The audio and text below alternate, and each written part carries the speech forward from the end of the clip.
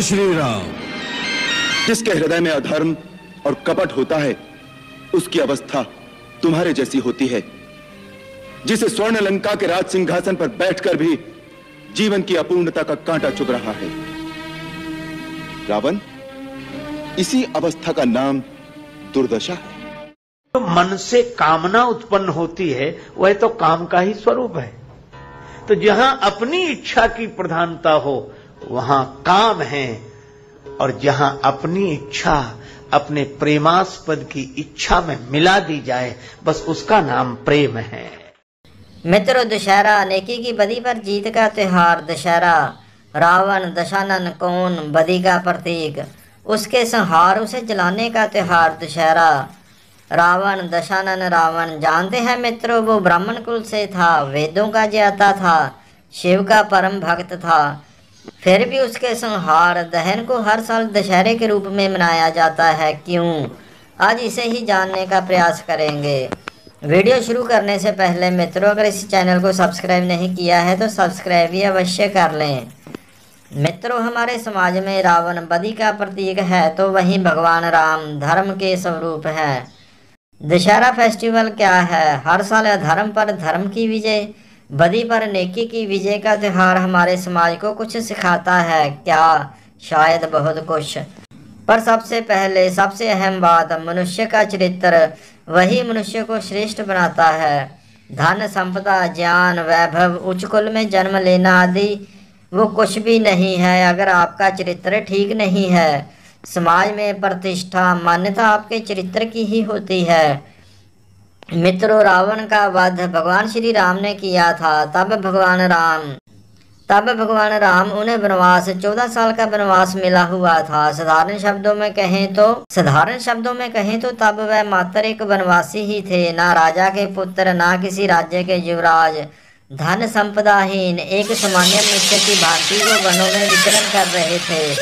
मर्यादा पुरुषोत्तम भगवान राम, उनके पास था तो उनका चरित्र। वन में जब शूर्पणखा उन्हें आकर प्रणय प्रस्ताव देती है तो भगवान राम उनसे कहते हैं कि वो शादीशुदा है, सीता जी उनकी पत्नी है। कोई अन्य मनुष्य होता तो क्या करता मित्रों? वन में है, वन में कौन देखता है? मित्रों, अक्सर हम में से अधिकांशता सभ्य चरित्रवान इसलिए बने हुए होते हैं कि हमें समाज की लज्जा होती है। पर प्रभु राम वो तो मर्यादा पुरुषोत्तम थे, वन में भी मर्यादित। वहीं रावण वो महलों में रहते हुए, मंदोदरी जैसी पत्नी के होते हुए और दासियों के होते हुए भी शूर्पणखा, जी हाँ, शूर्पणखा से सीता जी की सुंदरता रूप लावण्य को सुनकर वो उन पर कुदृष्टि वाला हो गया। यही अंतर है राम में और रावण में। एक गैर स्त्री का प्रणय निवेदन ठुकरा देते हैं तो दूसरा चोरों की भांति, जी हाँ, जबरदस्ती गैर स्त्री सीता जी को वनों में से उठाकर लंका ले आता है। वहाँ वो चाहता है कि सीता जी किसी तरह मान जाएं, उनके महलों की रानी बन जाए। मर्यादा भूलने पर मनुष्य की कैसी गति होती है, कैसी मति हो जाती है, उसका प्रतीक है रावण। त्रेता के बाद द्वापर युग आया और फिर कल युग आया। रावण आज भी बदी का प्रतीक माना जाता है। मित्रों, हमारे समाज में अक्सर कुल की बड़ी मान्यता होती है। रावण जानते हैं कौन से कुल का था?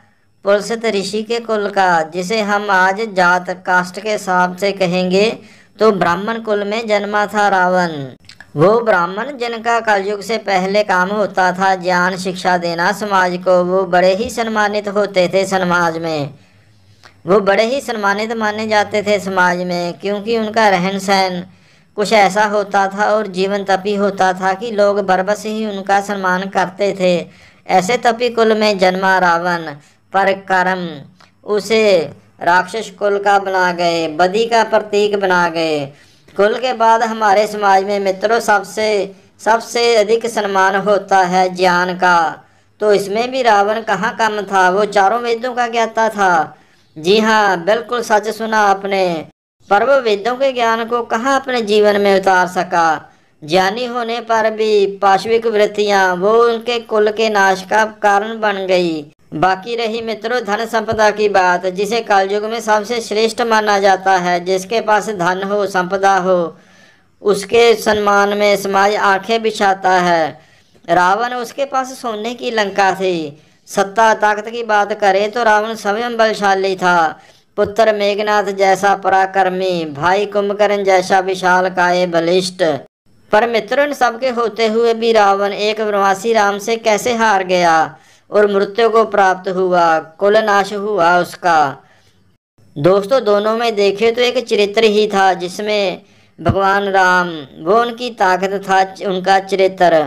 वरना रावण हर तरह से भगवान राम से अधिक संपन्न था, बस चरित्र का अभाव ही उसे और उसके कुल के नाश का कारण बना। इसीलिए मित्रों, जीवन में जितना हो सके उतना ही मर्यादित जीवन जीने की कोशिश करें। जीवन में मर्यादा का होना आवश्यक है। मर्यादा ना हो तो रिश्ते नहीं निभा सकते हम। हमारे टूटते हुए समाज और बिखरते हुए परिवारों का कारण जीवन में मर्यादा का निरंतर लुप्त होना है। चरित्र ही राम और रावण में अंतर समझा सकता है हमें। एक आज भी भगवान के रूप में माने जाते हैं और पूजे जाते हैं, तो वही दूसरा बदी का प्रतीक बनकर गांव गांव शहर शहर जलाया जाता है। आज दशहरा है तो इसे खाने पीने मस्ती करने का त्यौहार न मानकर जीवन में इससे कुछ सीखे भी। दशहरे पर सबसे अहम है कौन सा चरित्र वाला समाज का आदर्श हो सकता है। आप समय में अपनी बुद्धि के अनुसार समझें। इसके अलावा मित्रों, दशहरे पर शस्त्र पूजा का भी नियम होता है, जो शारदीय नवरात्र में जो आदि शक्ति की पूजा होती है उससे जुड़ा हुआ होता है। नारी का सम्मान और उसे सशक्त करें, यही संदेश होता है नवरात्र की पूजा का। मित्रों, स्वयं भी शस्त्र पूजन कर शस्त्रधारी बने। भगवान राम जब वन में गए थे तो पता है उनके साथ सिर्फ क्या था? उनका धनुष और बाण ले जाने को मित्रों, वो धन आदि बहुत कुछ ले जा सकते थे, पर वो वहाँ लेकर गए वन में सिर्फ अपने साथ शस्त्र। जी हाँ, इसलिए आपको शस्त्र की महत्ता पता चल ही गई होगी। आज जो हालात हैं, शस्त्र और शास्त्र दोनों ही जरूरी हैं।